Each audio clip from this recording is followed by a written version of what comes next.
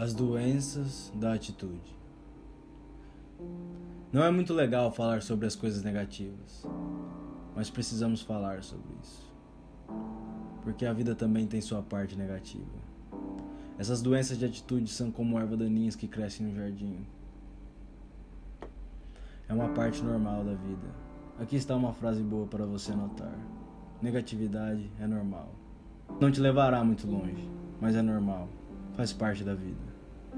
E aqui está a próxima dica. Você precisa aprender a lidar com as coisas negativas. Não as ignore. Aprenda a lidar com elas. Eu sei que algumas pessoas ensinam de outra forma, mas escute a elas, escute a mim e faça sua própria conclusão.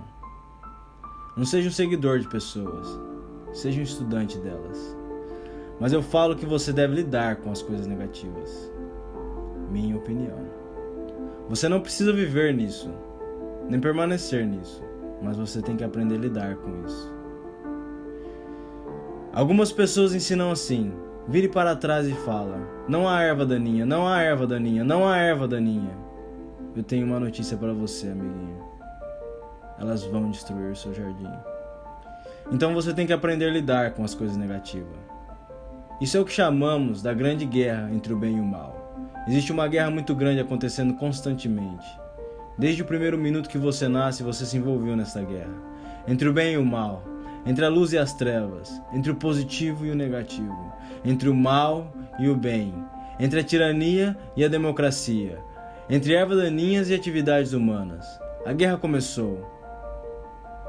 Se a democracia dorme, adivinha quem nunca dorme? Tirania. Na falta de luz, adivinha o que temos automaticamente?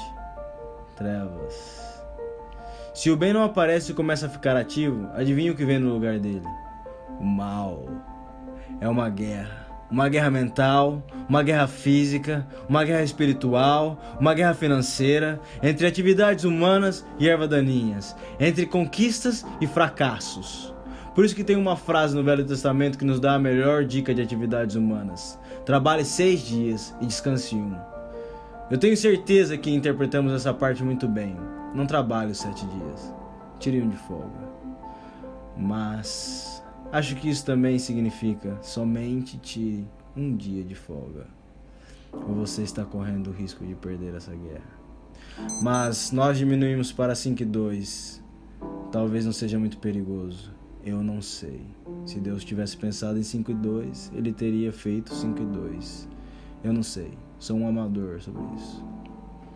Mas uma coisa é certa: agir é melhor do que não agir. Se você demorar muito, a floresta invade o vilarejo. Mas aqui está a boa notícia sobre essa guerra entre o bem e o mal. O mal não é páreo para o bem, mas o bem tem que estar ativo. Ervas daninhas não são páreo para atividades humanas, mas se você ficar parado, que tamanho que elas podem crescer? Cresceriam por cima de seus sapatos, se possível. Mas se você começar a se ocupar, qual o tanto delas que você pode eliminar? O tanto que você quiser. Elas não são páreo para você, mas você precisa estar ativo. Por isso são 6 e 1. Cuidado para não perder a guerra, porque você folgou demais. Adivinha qual é a média de tempo de vida depois que aposentarmos? 6. 6. O que significa? Não aposente. Suas chances são muito poucas. Ok. A guerra entre o bem e o mal, as ervas daninhas. Temos que reconhecer as coisas negativas, lidar com elas e seguir em frente. Vamos fazer uma lista das atitudes que podem acabar com a sua chance de se dar bem. Uma das primeiras é negligência. E eu descobri que uma semana de negligência pode te custar 1 ano para consertar. Não vale a pena. Então quais são as coisas que temos que estar atento? Aqui está a lista. Se você estiver pensando nela, você tem a mesma lista que eu tenho. Não estamos cobrindo nada novo hoje. É só uma sessão para refrescar a memória. Mas não custa nada dar uma revisada. Número 1. Indiferença. O cara não está nem um pouco preocupado. Aquela chacoalhada no ombro. A forma relaxada de levar a vida. Uma doença chamada relaxo. O cara fala: eu não consigo ver como que dá pra fazer isso funcionar. Bem, Se você quer ser algum tipo de vencedor, você tem que ver as coisas funcionar. Tem um problema com escorregar. Não dá para escorregar para o topo da montanha. E o bom Senhor falou em um dos últimos livros da Bíblia: aqui está a melhor forma de viver, de uma forma ou de outra. Isso é o melhor, quente. Qual é outra melhor forma do que quente? Frio. Frio é outra melhor forma do que quente. Não meio cozido, meio cru, metade quente, metade frio. Que forma triste de viver a vida. O que eu acho que isso significa é que você deve escolher uma direção e seguir em frente com tudo que você tem. Só escolha uma direção e vá. Alguém pergunta: mas e se eu escolher a direção errada? Bom, você vai descobrir mais rápido. Não vai te levar 30 anos para falar: oh não, eu estive caminhando na direção errada. Melhor do que a prosperidade é a adversidade. Se você não tiver um, ore pelo outro. Uma pessoa vai fazer as coisas por uma ou duas razões: inspiração ou desesperação. E eu não espero que nada de mal aconteça contigo, mas se você não estiver inspirado depois desse áudio, eu espero que uma charrete caia no seu quartinho dos fundos. Qualquer coisa que te faça tentar com mais vontade, ler mais, fazer suas metas e correr atrás do prejuízo. O bom Senhor precisava de um líder no começo do cristianismo. Lembra dos primeiros dias dos crentes? Não era igual hoje. Se você falasse para alguém: eu sou crente, cortavam sua cabeça fora, jogavam você e sua esposa na cadeia e deixavam vocês apodrecer lá. Foi um tempo muito feio. Ser cristão naquela época não era uma prática aceita pela sociedade. Eles não tinham 120 mil crentes no Coliseu de Los Angeles domingo de tarde para escutar o pastor Billy Graham. Não. Naquela época era totalmente diferente. Quando os crentes iam para o Coliseu, a palavra era: fica longe do Coliseu, especialmente no domingo. Domingo passado foi 34 para os leões, 0 para os crentes. Foram dias muito tristes e duros para os crentes. Agora, quando os dias são duros e tristes, precisamos de um bom líder. Você sabe quem o bom Senhor escolheu quando os dias estavam tristes e duros? Saulo, de Tarsis. Foi ele que o bom Senhor escolheu. Saulo. Bom, eu te falo que eu teria escolhido ele. Você teria escolhido ele. Qualquer pessoa teria escolhido Saulo. Saulo era um daqueles caras incríveis que quando ele entrava em algo, cuidado. Todo mundo da comunidade sabia que ele se envolveu naquilo, porque ele virava as coisas de ponta cabeça e não sossegava até encontrar o que ele queria. Quer dizer, ele era algo diferente. Agora, no começo não estava funcionando muito bem. Saulo odiava os crentes, o que fazia dele um mau líder, né? Isso não ia funcionar assim. Saulo desenvolveu de alguma forma esse ódio pelos crentes. Eu não sei, ele odiava os crentes. Ele odiava tanto os crentes que quando ele ouvia a palavra crente, ele ficava louco de raiva. E eu acho que ele decidiu que um dia era a missão dele exterminar todos os crentes. Ele era Saulo mesmo, ele podia fazer praticamente o que ele quisesse. Então ele pediu uma carta das autoridades para caçar os crentes em várias comunidades. E eles falaram para ele: faça o que você quiser com eles, Saulo. Esse povo não é popular mesmo. Pode matar, torturar, atormentar, bater, arrastá-los pelas ruas. Você mencionava o nome Saulo, de Tarsis, para os primeiros crentes, e deixa eu te contar o que eles faziam. Eles corriam, se escondiam, fechavam as portas, mudavam de cidade, mergulhavam debaixo da terra. Ele era mau. Terrivelmente mau. Mas lembra da história? Um dia Saulo estava indo para Damasco. Ouviu falar de alguns crentes que estavam em Damasco e então se apressou para Damasco. E a história fala que ele estava nervoso.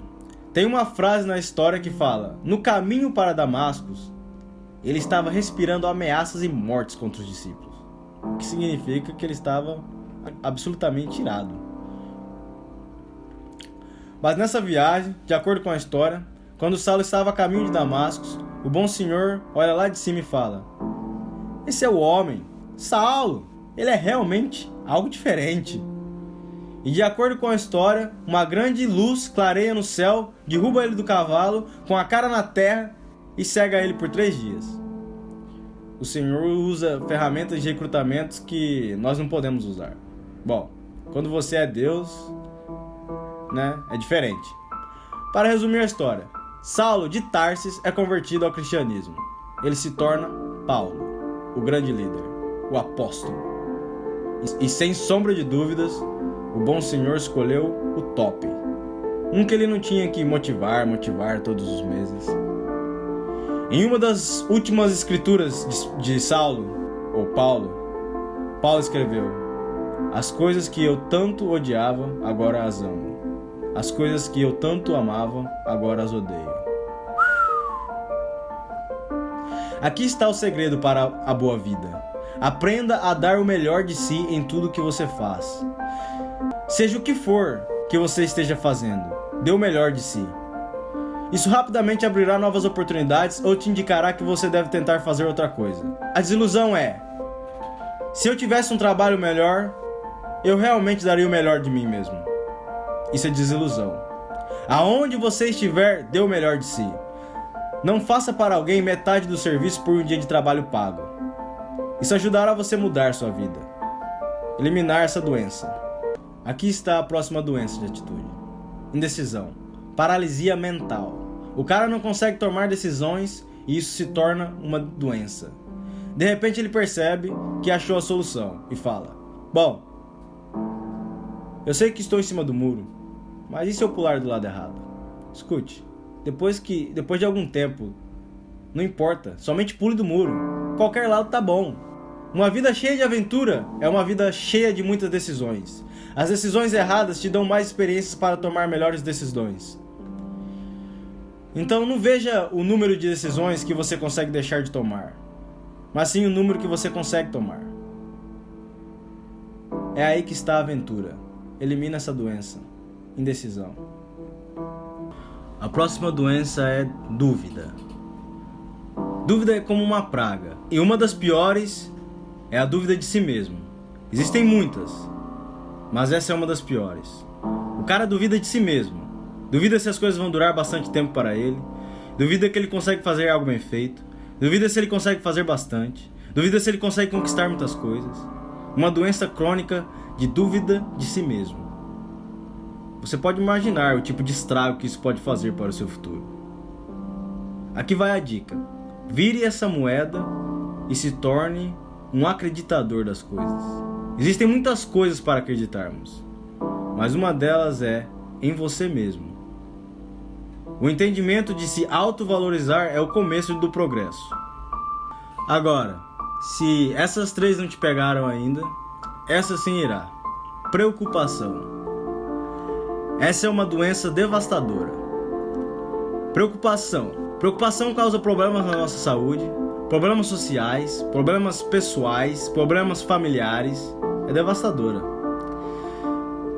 Se você se preocupar demais, pode te reduzir a implorar outras pessoas por ajuda. E eu sei o tanto que essa doença é ruim. Eu também tinha essa doença. Minha dica é fazer o que eu finalmente fiz. Desista dela. Quem precisa disso? Não estou falando que é fácil, mas estou falando que vale a pena. Eu descobri que você pode viver uma vida impressionante, livre de preocupação. Não livre de desafios ou de dificuldades, mas livre de preocupação. E você pode. Aqui está a próxima doença de atitude: ser muito cauteloso. Algumas pessoas não terão muito, elas são muito cautelosas. Agora, você não pode ser muito imprudente, mas você também não pode ser muito cauteloso. Isso é o que chamamos da forma tímida de se aproximar da vida. E uma das coisas que as pessoas são mais cautelosas é o risco. O risco pode fazer as pessoas subir as paredes. Muitos pensam assim: mas e se isso acontecer? Se isso acontecer, meu Deus, olha o tanto que eu estaria ferrado. Então é melhor eu nem tentar. Tudo é arriscado. Do minuto que você nasce, as coisas começam a ficar arriscadas. Se você pensa que tentar é arriscado, espere até que eles te tragam um recibo por não tentar. Se você acha que investir é arriscado, espera até que eles tragam um recibo por você não investir. Tá vendo? Tudo é arriscado.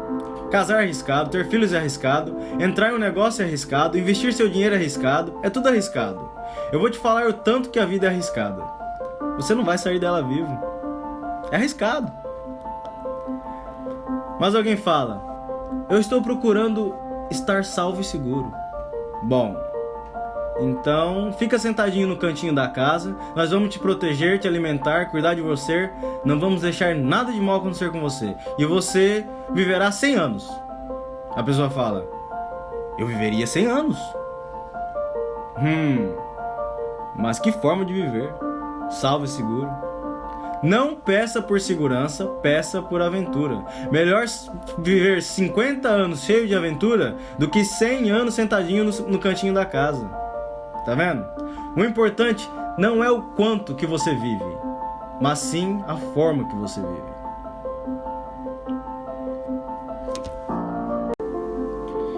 Aqui está a próxima doença de atitude. Já estamos quase acabando. Aguenta só mais um pouquinho. Pessimismo. Pessimismo é a doença mortal de sempre olhar no lado errado, nos problemas, nas coisas difíceis, checando todas as razões porque as coisas não vão dar certo. O pobre pessimista vive uma vida miserável. Ele não tenta entender as coisas certas, ele tenta entender as coisas erradas. Ele não procura as virtudes, ele procura as faltas. E quando ele as encontra, ele se maravilha naquilo. Que feio. Esse é o cara que vem correndo e fala: eu tenho 5 motivos porque não vai dar certo. Ele é tão burro que ele não sabe que ele somente precisa de um motivo para não dar certo. Ele acha 5. Para o pessimista, o copo sempre está metade vazio. Para o otimista, o copo está meio cheio. Por que as duas medidas afetam as pessoas de diferente maneira? Resposta: tudo depende da forma que você olha para elas. A nossa vida é maiormente afetada pela forma que pensamos sobre as coisas, não da forma que realmente é. A forma que nós pensamos sobre as coisas nos afeta maiormente. A nossa mente é como uma fábrica mental. E as coisas na qual você pensa o dia inteiro são os ingredientes dessa fábrica mental. E é isso que constrói a economia social, financeira e espiritual dessa fábrica da sua vida. Está escrito em Provérbios: porque como imaginou na sua alma, assim é. O cara fala: eu quero ser um grande líder. Maravilha. A primeira coisa que fazemos é seguir ele até a casa dele. Quando chegamos lá, entramos e a coisa número 1 é checarmos a livraria dele. Alguém pergunta: por que checar a livraria? A razão é porque o que um homem lê despeja a grande porção de ingredientes nessa fábrica mental. E a fábrica da vida dele é construída com esses ingredientes. Você não acreditaria o que algumas pessoas têm na casa deles para ler. Você não acreditaria. Uma das melhores palavras que eu posso usar para descrever é lixo. Você pode imaginar despejar um monte de lixo nessa fábrica todos os dias e transformá-la em uma vida com uma dinâmica rica, positiva e inteligente? É impossível. Acredito que é mais fácil fazer um bolo de cimento. A pergunta é: como que construímos uma vida boa? É simples. Não é fácil, mas é simples. Aqui está a receita de como você constrói qualquer coisa. Selecione os ingredientes corretos, mantenha fora os ingredientes errados e tudo começa com o pensamento. Tudo começa com o pensamento. Então você precisa ser inteligente e cuidadoso com o que você pensa o dia inteiro. Porque isso é o que começa tudo. Você precisa ser inteligente e cuidadoso. Eu te pergunto: o que aconteceria se alguém derrubasse açúcar no meu café? Você responderia: você ficaria bem. O que aconteceria se alguém derrubasse veneno no meu café? Você me responderia: você estaria morto. Correto. Lição número 1. A vida é açúcar e veneno. Você tem que tomar cuidado. O que aconteceria se o meu pior inimigo derrubasse açúcar no meu café? Você responderia: você ficaria bem. O que aconteceria se o meu melhor amigo derrubasse veneno no meu café, mesmo que fosse acidentalmente? Você responderá: você estaria morto. Correto. Lição número 2. Cuidado com o seu café. Você tem que tomar cuidado. Tá vendo? Não importa quem te passa as coisas ruins, elas farão um estrago na sua vida da mesma forma. Todos os dias fique de guarda na porta da sua fábrica mental. Fique de guarda na porta da sua fábrica mental. E você é quem decide o que entra dentro dessa fábrica todos os dias. Não deixe ninguém vir e jogar o que eles quiserem na sua fábrica mental. Porque você vai ter que viver com o resultado para o resto da sua vida. Ok. Aqui está a última doença. E terminamos com essa lista. Estamos quase lá. Aguenta aí. A última é bem curtinha. Mas a última doença é mortal. Se você se enganjar nela, o pouco que seja, você pode esquecer o futuro. Porque o futuro vai esquecer de você. Reclamação. Manha. Uma palavra bíblica, murmuração. Isso acabará com seu futuro. Gaste 5 minutos reclamando e você perdeu 5. E você começou o que chamamos de câncer econômico do boom marketing. Certamente te deixará no deserto e lá você se engasgará na poeira dos seus próprios arrependimentos. É uma doença mortal. Se você acha que não é tão ruim assim, pergunte para os filhos de Israel. Uma das histórias famosas do Antigo Testamento. Igual a história de Saulo, essa história também entrou no Santo Livro. A história fala: os filhos de Israel eram escravos. Deus operou uma série de milagres maravilhosos e os tirou do Egito. Agora eles estão indo para a Terra Prometida. Lembra da história? A caminho da Terra Prometida. Tragédia da história? Eles nunca chegaram lá. Razão? Desde o primeiro dia eles começaram a reclamar. Eles fizeram manha por causa da água. Fizeram manha por causa do clima. Eles choravam, reclamavam, murmuravam por causa da comida. Eles reclamaram da liderança. Eles choraram, reclamaram e murmuraram por causa que era muito longe, muito frio, muito quente, muito difícil, muito cansativo. Eles reclamaram e fizeram manha por muitos anos. Finalmente Deus falou: chega, viagem cancelada. Ou algo assim. A história fala: eles morreram no deserto e nunca chegaram na Terra Prometida. O que eu acho que significa duas coisas. Permaneça nisso por muito tempo e você terá seu futuro cancelado. E eu também acho que isso significa: nem mesmo Deus aguenta tanta reclamação.